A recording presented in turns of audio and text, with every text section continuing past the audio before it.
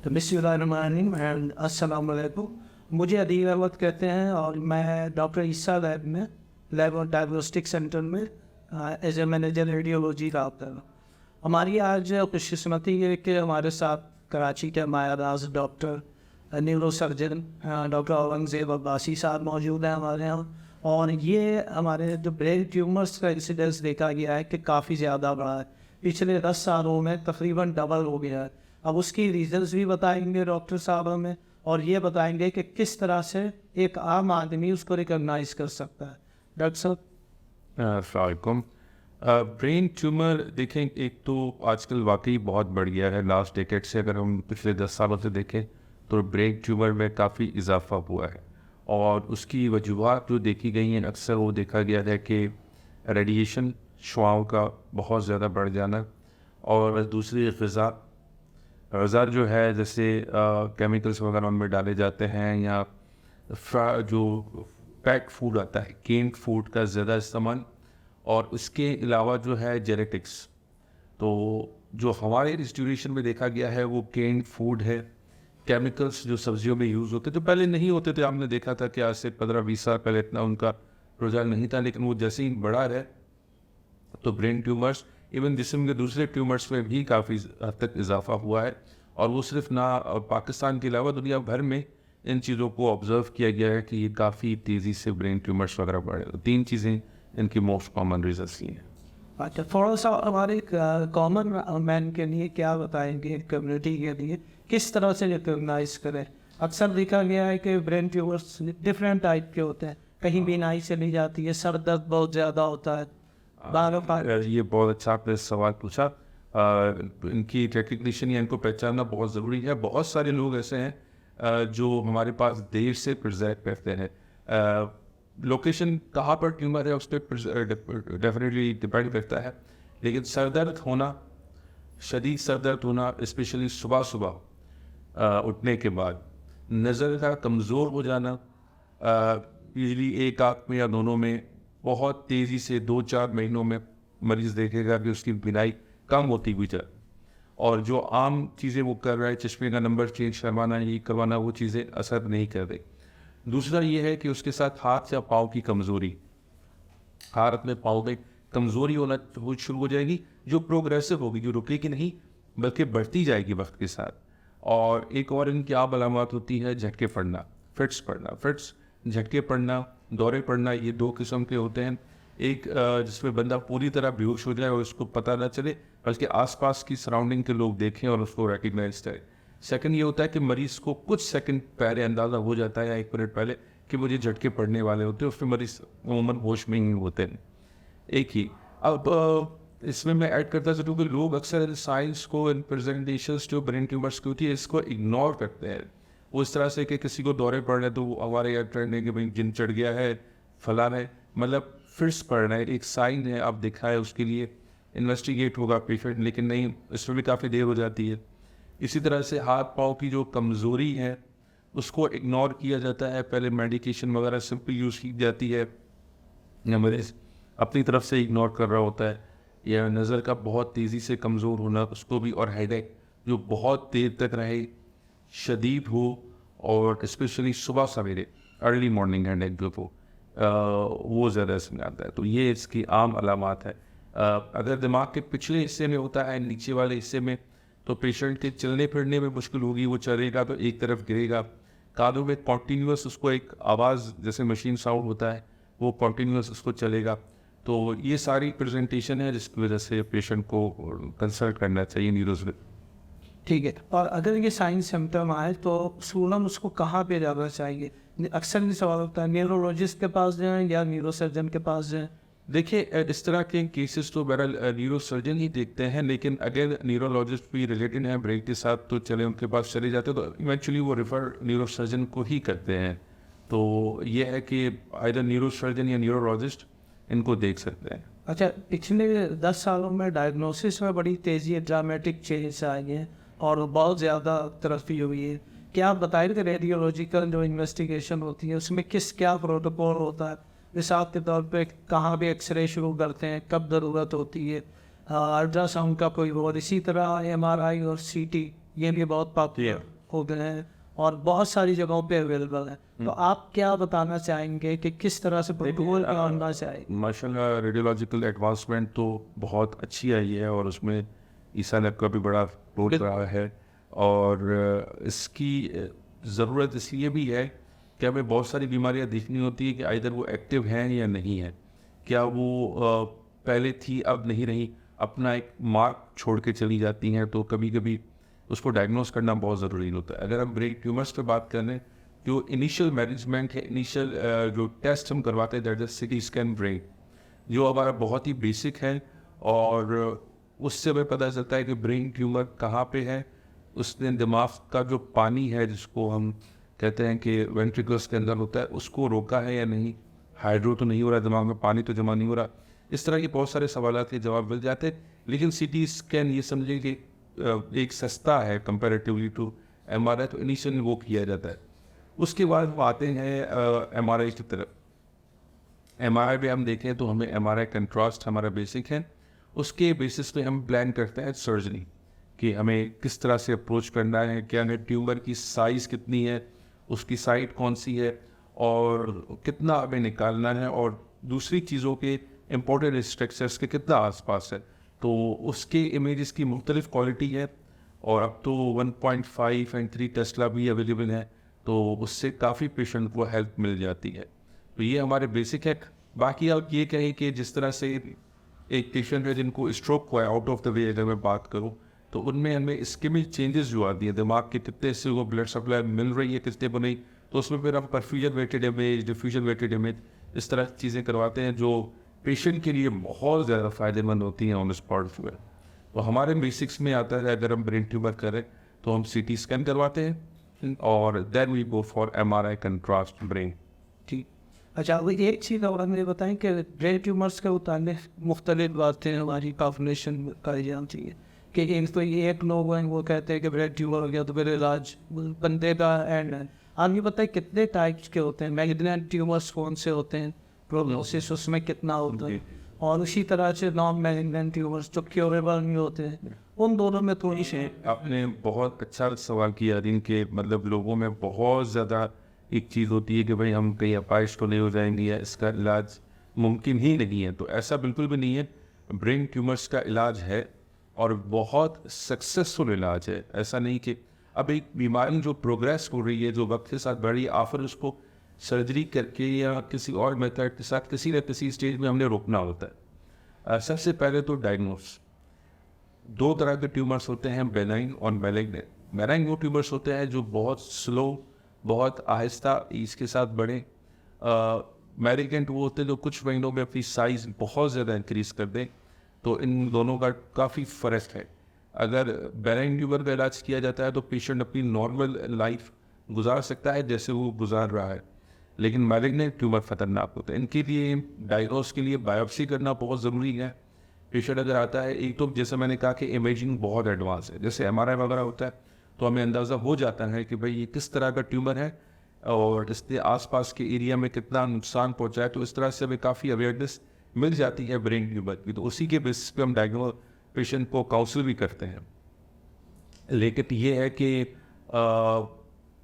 मुख्तलिफ एज में मुख्तलिफ होते हैं। जैसे ख़वातीन में आप बात करें तो मेनिंजियोमा, बेनाइन ट्यूमर है, ज़्यादा होता है। बच्चों में अगर हम बात करें पोस्टीरियर फोसा के ट्यूमर्स ज़्यादा होते हैं, जिसमें एस्ट्रोसाइटोमा और इस तरह के ट्यूमर्स हो गए। जो मेल हैं उसमें ग्लायोमा बहुत कॉमन है, उसमें 2 ग्रेड भी है। जो बेनाइन है, हाई ग्रेड जो है ओल्ड एज में होते हैं अक्सर, वो मैलिग्नेंट हैं। उसमें फिर हम बायोप्सी वगैरह और इस तरह की इन्वेस्टिगेशन करवाते हैं और उनको प्रोग्नोसिस बताते हैं। अगेन प्रोग्नोसिस पे डिपेंड करता है कि कौन से एरिया पे है और कितनी तेज़ी से बढ़ रहा है। जैसे ब्रेन स्टेम बहुत नाजुक एरिया है, वहाँ पर ट्यूमर अग्रेसिव भी होता है और उसका इतना इलाज नहीं है, ज़्यादातर स्टेरॉइड नहीं जाते हैं उसके लिए। तो उसके लिए डेफिनेटली डिफरेंट प्रोग्नोसिस है। जो बेनाइन है, जिस तरह मैंने कहा कि उसके लिए हम 10-15 साल तो पेशेंट आराम से निकाल सकता है। थोड़ा सा सर हमें ये भी बताएं कि आजकल जैसे जैसे मेडिकल में एडवांसमेंट हो रही है तो स्पाइनल ट्यूमर्स का भी इंसिडेंस बढ़ता जा रहा है। तो आप थोड़ा बताएं कि हमारी सोसाइटी में कितना है इसका और किस किस तरह से इसको डायग्नोस किया जाए। अक्सर आपके साथी बताते हैं कि पेशेंट जो है कम से कम 1 साल 2 साल तक दौड़ता रहता है, आखिर में पता चलता है कि स्पाइनल ट्यूमर पेनफुल कंडीशन में जीपीस के पास जाता है, फैमिली फिजिशियंस के पास, और वो उसको एक वो ऑन स्पॉट ट्रीटमेंट दे के भेज देते, तो वो बीमारी बढ़ती रहती है। थोड़ा इसका बताओ, इसको किस तरह से डायग्नोज करेंगे?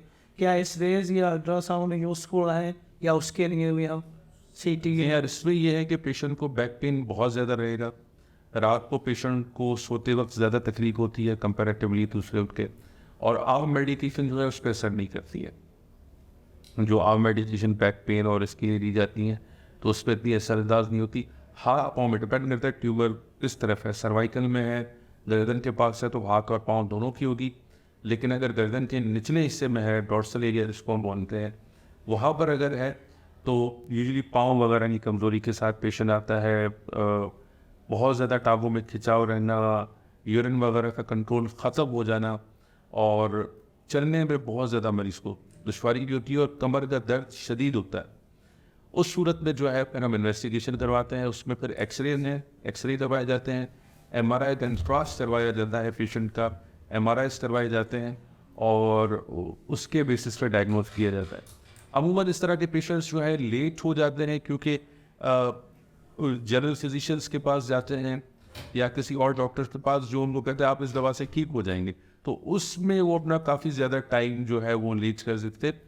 बैक पेन वगैरह ये जो ज़्यादातर आते हैं वो न्यूरोसर्जन के कैटेगरी में आते हैं, तो उनको जब भी इस तरह का वो इशू, तो उनको न्यूरोसर्जन को कंसल्ट करना चाहिए। तो थोड़ा सा कोई फैमिली फिजिशियन या जीपीस के लिए कोई मैसेज देना चाहेंगे कि कब वो फुट ट्रीट करें, और जब उन्हें ये पता चल जाए तो वो बजाय ये कि ड्यूरेशन बढ़ता जाए पेशेंट के लिए एक देखिए, एटलीस्ट मैं समझता हूँ कि एक फर्स्ट या सेकंड विजिट पे अगर नहीं पेशेंट उनसे प्रॉपर मैनेज हो रहा, या उसके पेन में या जो भी एक्सरसाइज जो भी उनकी बीमारी है वो कंट्रोल पे नहीं आ रही, तो उनको फिर प्रॉपर स्पेशलिस्ट को रेफर करना चाहिए। इधर वो हो सकता है ऑर्थोपेडिक का हो, न्यूरोलॉजिस्ट हो, न्यूरोसर्जन हो, पीडियाट्रिक न्यूरोलॉजिस्ट हो, तो इस तरह के जो सब स्पेशलिटीज़ है फिर उनको उनके पास रेफर करना चाहिए। क्योंकि हेडेक या बैक पेन ये बड़ी कॉमन चीज़ हैं, लोग अपने एरिया के कॉमन डॉक्टर्स के पास जाते हैं और वो सही भी हो जाते हैं। तकरीबन अगर आप देखें तो ज़्यादातर उनसे पेशेंट्स को फ़र्क पड़ भी जाता है। लेकिन अगर नहीं पड़ रहा फर्स्ट या सेकंड विजिट पे, then they should approach specialist for that. एक चीज़ थोड़ी सी और बताइए, जो हमारे यहाँ बच्चों में के हवाले से मैं पूछना चाहूँगा कि कितना परसेंटेज होती है बच्चों में brain tumours? 2 to 3% brain tumour. हाँ, तो और उसमें अक्सर मल्टीपल सिम्टम्स आते हैं, फिट्स भी बढ़ रहे होते हैं, तो किस तरह से फैमिली फिजिशियन डायग्नोज करेगा कि ये रिलेटेड टू उस सिम्टम्स तो बच्चों और बड़ों में एक ही जैसे रहते हैं, जैसे हाथ पाँव की कमज़ोरी होना, झटके लगना, और उसके अलावा जो है सर में शदीद दर्द रहना, और नज़र का कमज़ोर होना, और इरिटेबल रहना बच्चों का ख़ास तौर पे। ये वो चीज़ें हैं जिससे बच्चों का डायग्नोस होता है कि भाई ये इस तरफ जा रहा है। अगर आम मेडिकेशन असर नहीं कर रही तो फिर इनको MRI और CT स्कैन करवाने चाहिए, जो भी इनकी अवार्ड इन्वेस्टिगेशन है वो करवाने चाहिए। थोड़ा सा और ये हमें एक आखिरी सवाल कि जब रिहैब का प्रोसेस आता है उसके बाद पेशेंट नॉर्मली अपनी नॉर्मल लाइफ में आ जाते हैं, क्या रिलैप्स के रिकरेंस के चांसेस होते हैं? सबसे पहले तो आपकी बहुत अच्छा सवाल किया कि रिहेबिलिटेशन हमारे यहाँ बहुत इग्नोर की जाती है, ना सिर्फ मरीज़ की तरफ से बल्कि डॉक्टरों की तरफ से भी काफ़ी ज़्यादा उसमें इग्नोरेंस आती है कि ट्यूमर वगैरह ऑपरेट हो गया तो उसके बावजूद ना सिर्फ फैमिली के साथ की इनको ज़रूरत होती है बल्कि पेशेंट को रिहेबिलिटेशन की ज़रूरत होती है, फिजियोथेरेपी और इस तरह की चीज़ें जो मैं तो कम से कम 1 या 2 महीने रखता हूँ, और उससे काफ़ी पेशेंट को फ़र्क पड़ता है। उनके जो मसल स्ट्रेंथन होते हैं और उनका पावर वगैरह हाथ पाँव का काफ़ी तरीके से इम्प्रूव होता है। तो रिहेबिलिटेशन बिल्कुल करवानी चाहिए और उसमें इम्प्रूवमेंट आती है। सेकंड जो उसमें आपका क्वेश्चन था कि रीअकरेंस देखें ट्यूमर पे डिपेंड करता है, अगर वो मैलिग्नेंट है या कितना ट्यूमर निकाला गया है। मैलिग्नेंट ट्यूमर तो बहुत जल्दी से बढ़ेगा और उसका ड्यूरेशन भी कम है, लेकिन जो बेनाइन ट्यूमर्स होते हैं उनका तो समझें रीअकरेंस 10 साल 12 साल तक तो नहीं होती। और अगर उस पर हम रेडिएशन वगैरह करवा देते हैं, जो उसकी बायोप्सी रिपोर्ट वगैरह आती है उसके हिसाब से अगर हम शुआएं वगैरह उनको लगवाते हैं तो क्या ये ड्यूरेशन और ज़्यादा बढ़ जाता है 15 से 20 साल तक। तो बेनाइन में तो बिल्कुल इसकी ज़रूरत नहीं है। और बाकी बहुत सारे ट्यूमर मैंने देखे हैं जो अब जिस तरह की पाकिस्तान में रेडिएशंस अवेलेबल हैं, तो वो काफ़ी ज़्यादा जो है पेशेंट की ट्यूमर विदाउट सर्जरी या बायोप्सी के बाद काफ़ी श्रिंक हो जाता है, कम हो जाता है। बहुत शुक्रिया। और थोड़ा सा हम चाहेंगे डॉक्टर साहब कि एक आम फैमिली को किस तरह से प्रिवेंशन की बात है, हम प्राइमरी प्रिवेंशन की बात करेंगे कि सारी हुई ब्रेन ट्यूमर्स जितने भी टाइप के हैं या स्पाइनल ट्यूमर्स किस तरह से मिनिमाइज कर सकते हैं, कि क्या आप मशवरा देंगे कि एक्सरसाइज करें, या जैसे आजकल जेनेटिकली मॉडिफाइड सीड्स हैं, सब्जियां हैं, फ्रूट्स हैं, वो छोड़ नहीं सकते, उसके अलावा क्या हम कर सकते हैं? देखिए, अरे इसमें 2-3 चीज़ें जो पहली बात तो ये कुदरती तौर पे है, अल्लाह की तरफ से ब्रेन ट्यूमर और इस तरह की, एक तो ये नेचुरल है, इस पर हम नहीं वो कर सकते, लेकिन ज़्यादातर कोशिश करें कि घर का खाना खाएं, कैंड फूड का इस्तेमाल कम से कम करें। वो तो एक इस्टेब्लिश्ड कॉज है कि कैन या जो ड्राई अप फूड मार्केट में मिलते हैं उनसे ये काफ़ी, क्योंकि उसके जो प्रिजर्वेटिव्स हैं वो कैंसर कॉज कर सकते हैं और काफ़ी लोगों में करते भी है, तो उन चीज़ों से बचना चाहिए फर्स्ट। सेकंड, वो लोग होते हैं जिनकी जेनेटिक्स में, काफ़ी ऐसे लोग होते हैं जिनके जेनेटिक्स में ट्यूमर वगैरह डायग्नोस होता है, तो उनको जो है एवरी 5 ईयर्स अपने इमेजेस या एवरी 3rd ईयर करवाने चाहिए। उनके अंदर थोड़े बहुत भी सिम्टम्स आते हैं तो उनको फ़ौरन कंसल्ट करना चाहिए, मतलब उनको एक सर्विलेंस में रहना चाहिए। एवरी 3rd ईयर वो अपना MRI और इस तरह से अपने डॉक्टर के प्रोटोकॉल के तहत करवाएंगे। बाकी जो जनरल पॉपुलेशन है वो कोशिश करें कि रेडिएशन वाले एरिया से दूर रहे, जहाँ पे बहुत ज़्यादा रेडिएशंस होती हैं, या कैंड फूड वगैरह का कम इस्तेमाल करें, तो होपफुली अल्लाह बेहतर करेगा कि इस तरह भी किसी डिजीज़ में नहीं बने। अच्छा, आजकल भी आपके प्रोफेशनल न्यूरो सर्जिकल सोसाइटी ने वो रिकमेंड करती हैं कि जो low back pain, chronic low back pain, उसके लिए न्यूरो सर्जन्स को या न्यूरोलॉजिस्ट को दें। और लेकिन ये बताएं कि क्या वो कंट्रोल किया जा सकता है वाया जो फिजिकल मेथड्स हैं या फिजियोथेरेपी है, उसका क्या रोल है? क्योंकि देखा गया है कि जो लो बैक पेन या लंबागो ये पूरे लाइफ लॉन्ग चलता है।